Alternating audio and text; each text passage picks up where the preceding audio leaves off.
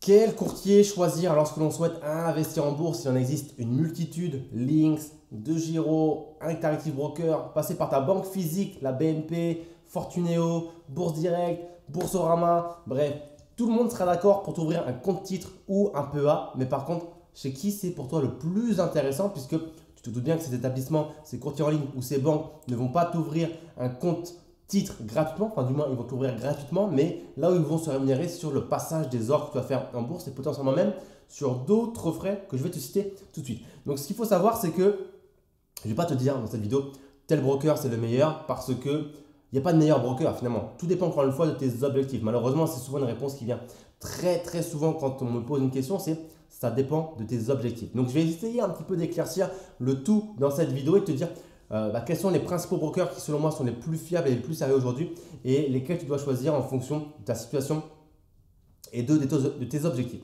Première chose à faire, c'est de t'abonner à la chaîne YouTube si tu ne l'as pas déjà fait. Comme ça me permet moi d'être motivé, de voir que tu kiffes le contenu que je fais et de créer toujours plus de contenu de ce type-là. Et également de bien lire la description puisqu'il y a pas mal de choses qui devraient t'intéresser. Pour te faire un petit retour sur ma situation personnelle, ça fait déjà plusieurs années, à peu près 6 ans que j'investis personnellement sur les marchés financiers.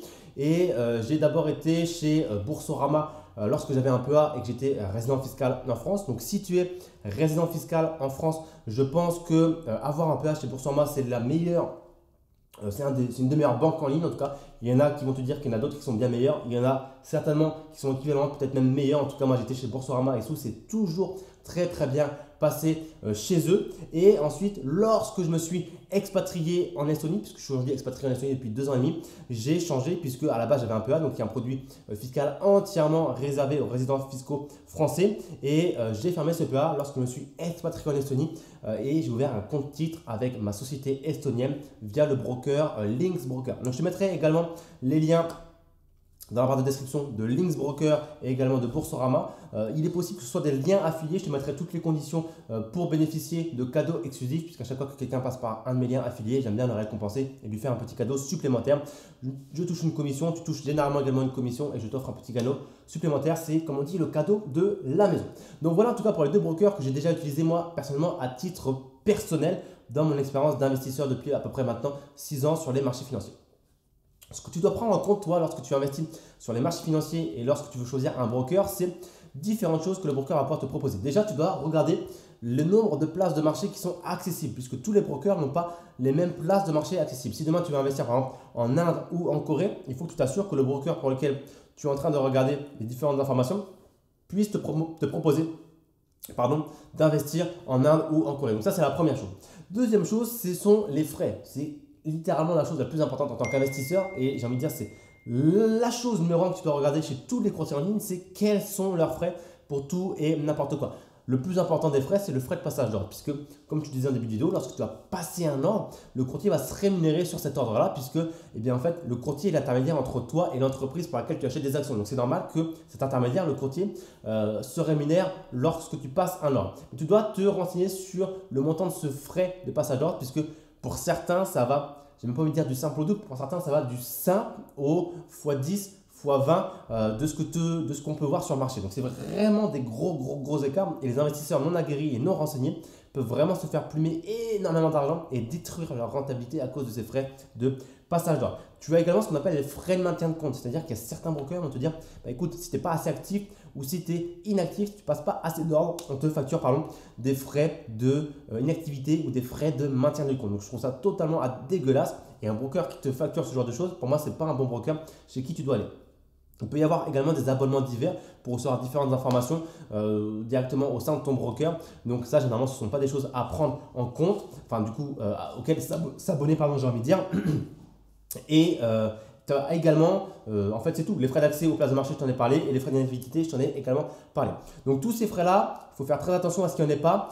Juste les frais de passage d'ordre, tu dois faire attention à ce qu'ils soient le plus faible possible. Ensuite, tu dois regarder si ce broker il est régulé par les autorités.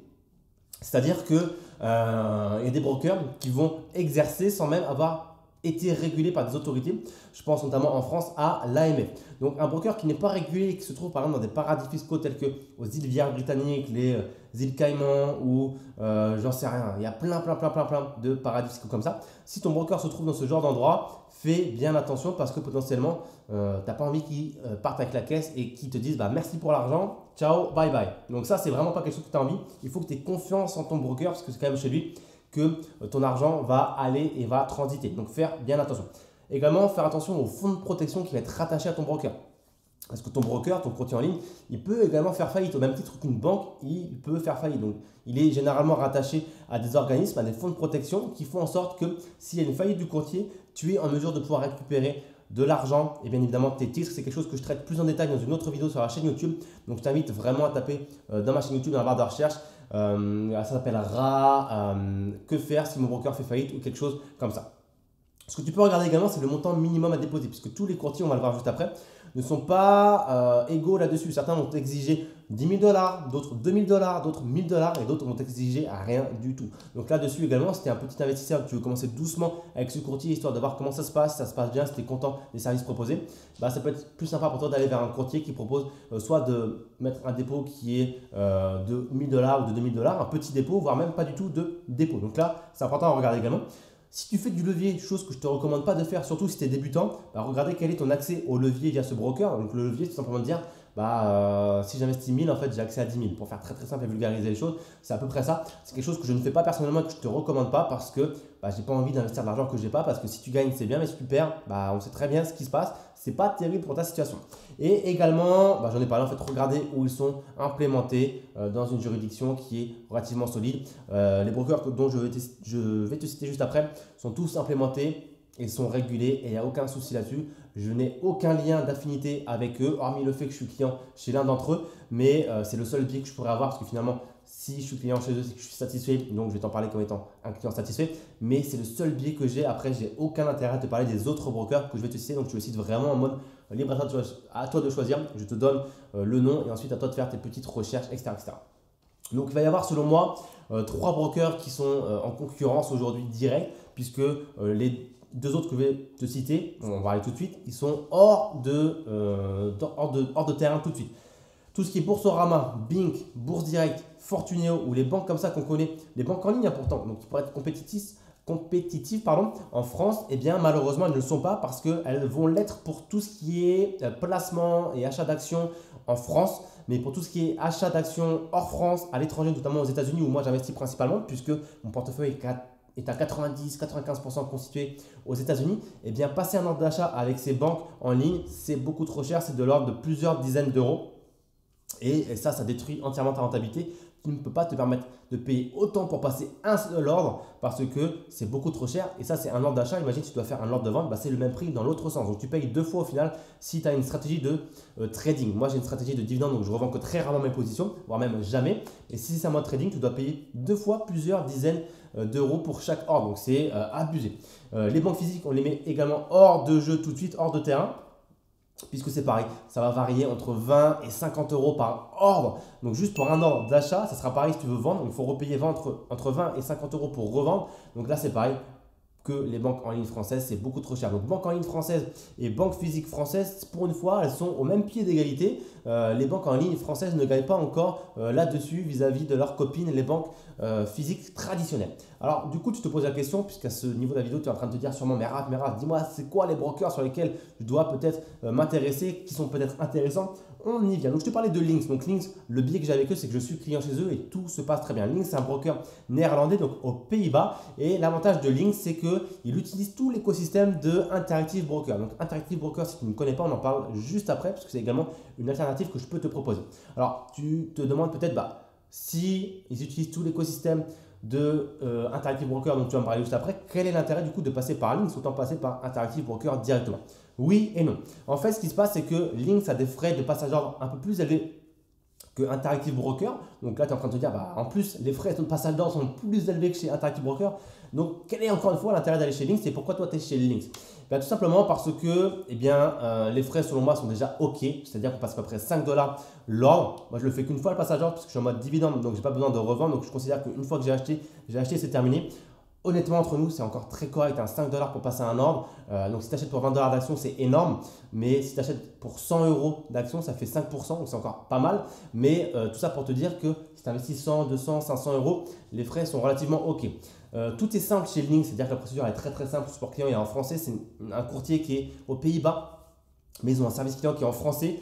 Donc ça, c'est top. Bon, il n'y a pas de PA qui est possible chez Lynx, mais c'est pareil pour tous les autres courtiers que je vais te recommander. On peut simplement ouvrir que des comptes titres chez ces courtiers. Et l'avantage de Lynx, c'est qu'il va te donner l'IFU. Donc l'IFU, c'est quoi? C'est l'imprimé fiscal unique qui te permet de facilement en fait dire à l'administration, j'ai encaissé tant, j'ai fait tant de plus-value. Donc voici ce qu'il a déclaré, voici ce que j'ai gagné, voici ce que j'ai payé comme impôt. Et c'est très très simple parce que tu vas voir, les autres brokers que je vais te citer, et donc notamment Interactive Broker, ne fournissent pas l'IFU. Donc c'est un peu plus compliqué, il y a un peu plus de paperasse à faire, on va dire, et de maths à faire pour déclarer tes dividendes et tes plus-values auprès de l'administration fiscale pour payer tes impôts chaque année. Donc c'est vraiment le gros avantage de Link, c'est qu'ils sont très réactifs. Tu peux ouvrir ton compte avec seulement 1000 dollars, c'est même pas 1000 euros je crois. Et c'est également très simple si tu veux investir en société comme je le fais moi. La procédure est vraiment easy. Ils ont un accès interface Lynx basique comme ils l'appellent, où en fait c'est pas un bazar. Tu sais, généralement tu peux t'imaginer des interfaces très compliquées avec des graphiques dans tous les sens, des chiffres qui bougent tout le temps. Ils ont cette interface très classique des traders. Ils ont également le Lynx basique où tout est simple comme pour les enfants. Comme je dis toujours, un enfant de 8 ans pourrait passer un ordre avec le courtier Lynx tellement c'est devenu très très simple. C'est des cases vertes, des cases rouges. Tu cliques, tu mets le montant que tu vas acheter et c'est terminé. On y va. Donc, je vais te parler tout de suite de eBay, Interactive Broker, qui est donc du coup un courtier américain. En fait, ce qu'a fait Lynx, c'est qu'ils exploitent, on va dire, Interactive Broker sous une marque blanche, comme on peut dire. Donc, ils se servent, entre guillemets, de l'écosystème d'eBay, mais avec leur propre système client, enfin leur propre support client et leur propre écosystème autour du marketing, des équipes, etc. eBay, franchement, je ne vais pas te mentir, c'est un des meilleurs aujourd'hui sur le marché et également un des plus fiables et les frais sont très très faibles. Donc tu te demandes pourquoi Raph t'es pas allé chez eBay si tu nous dis qu'il est fiable, que les frais sont plus faibles que chez Lynx. Écoute, en fait, à l'époque, j'ai découvert Lynx, il m'a paru très très bien. Je connaissais eBay, mais à l'époque, si je dis pas de bêtises, il y avait un montant, il y a des choses qui me gênaient. Il y avait notamment le montant minimum à déposer lors de l'inscription, je crois que c'était 10 000 dollars. Donc, toi, c'était quand même assez élevé à l'époque quand je commençais à investir. Tout le monde n'a pas 10 000 dollars à investir. Et également, ils avaient, alors je ne sais pas s'ils les ont encore, mais des frais d'inactivité. C'est-à-dire que si tu passes pas assez d'ordre, alors je ne sais plus comment c'était à l'époque, tu pouvais être facturé de frais d'inactivité comme je te disais au tout début de la vidéo. Et ça, ce n'est pas des choses que j'avais envie de payer parce que si je passe pas d'ordre, c'est tout, je passe pas d'ordre. Pourquoi tu irais me facturer des frais d'inactivité? Je te passe déjà de l'argent quand je passe des ordres. Donc, ne touche pas mon argent quand je passe pas d'ordre. Toi, je déteste qu'on me prenne des frais pour rien.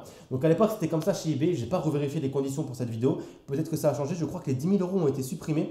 Que maintenant, on peut créer son compte pour beaucoup moins, voire même zéro. Je ne suis pas sûr de l'information, il faudra vérifier. Mais voilà, clairement, aujourd'hui, j'aurais aucun souci à aller créer un compte chez Interactive Broker parce qu'ils sont également très très fiables. Voilà. Un autre broker également qui est souvent cité, c'est DeGiro qui lui également évolue aux Pays-Bas. C'est un courtier qui est beaucoup plus récent. Donc, il faut savoir que quand je dis courtier et broker, c'est la même chose. Peut-être que je t'encombre avec ces termes-là. Broker, c'est le terme anglais de courtier en fait, tout simplement. Donc, c'est un courtier qui est beaucoup plus récent. On en parle très souvent ces temps-ci parce que généralement, les gens ils viennent me voir et me disent Raph, j'avais voulu rejoindre Lynx, mais le problème c'est que j'ai pas 1000 euros en fait. Je ne voudrais pas commencer avec 1000 euros, je voudrais commencer par mettre 500 euros, 200 euros pour commencer doucement. Et j'ai vu que DeGiro n'avait pas de montant minimal. Donc en réalité, c'est la réalité. DeGiro n'a pas de montant minimal à investir. Tu peux commencer avec 0 euros. Enfin, en tout cas, tu peux commencer avec autant que tu veux sur la plateforme DeGiro. Donc ça c'est cool et par contre le problème c'est qu'il n'y a pas d'IFU, il n'y a pas l'imprimé fiscal unique. Donc là aussi ça va être un petit peu plus compliqué au niveau des maths pour la déclaration de revenus. Va falloir faire tourner un petit peu les choses, un peu de paperasse, mais ce n'est pas non plus un gros souci. Il n'y a pas de PEA non plus, mais ça c'est assez classique des courtiers en ligne comme ça. Il n'y a pas de PEA, c'est vraiment via les banques en ligne traditionnelles ou les banques physiques, mais je te déconseille d'aller dans une banque physique pour un PEA que tu pourras retrouver ce support. Mais voilà, donc il est assez récent, mais ce n'est pas pour autant qu'il n'a pas l'air fiable, il a l'air vraiment très très bien. On en parle en tout cas très souvent en mode comme étant un courtier très très sympa. Donc si je devais faire un top 3, bon franchement je mettrais… même je pense eBay en numéro 1 s'ils ont réduit leurs conditions, sinon c'est clairement Lynx qui est numéro 1 et ensuite tu mettrais DeGiro. Donc moi ce que je fais généralement via un service que j'ai qui s'appelle Club Dividend dans lequel bien, en fait, je te partage en temps réel toutes les positions que je prends tous les mois sur mon portefeuille. Libre à toi ensuite de recopier ou non, mais je t'incite clairement pas à l'achat. Je te montre simplement ce que je fais et ensuite tu dupliques ou non. bien, j'ai un petit partenariat avec mon courtier Lynx qui te permet de bénéficier de 100 € de frais de transaction offerts. Et ce que je fais généralement, c'est que quand vous ne voulez pas potentiellement mettre 1000 € dès le départ, je vous redirige vers DeGiro, qui est un très bon courtier également, donc avec qui j'ai aucune opération d'affiliation, mais au moins je sais que vous êtes entre de bonnes mains si vous ne voulez pas forcément passer par le courtier Lynx ou eBay. Donc voilà, en tout cas, je pense qu'aujourd'hui, vous avez un petit panorama des courtiers qui existent et qui sont fiables, puisqu'ils sont tous régulés, ils ont tous des domiciliations dans des pays safe, les États-Unis et les Pays-Bas. Donc c'est régulé. Donc eBay est régulé selon le code des États-Unis, c'est encore différent, ça ne sera pas l'AMF qui est l'équivalent pour la France. Mais voilà, en tout cas, retenez que ces 3 courtiers sont fiables. À vous encore une fois de faire vos recherches, c'est pas parce que je le dis que c'est la réalité. Et puis voilà. Merci à toi d'avoir regardé cette vidéo. N'hésite pas à mettre un petit j'aime si tu as aimé la vidéo, à t'abonner à la chaîne YouTube pour recevoir tous les prochains contenus en avant-première, à bien lire la barre de description et je te dis à très vite et je te souhaite de très bons investissements sur les marchés financiers. Ciao, ciao.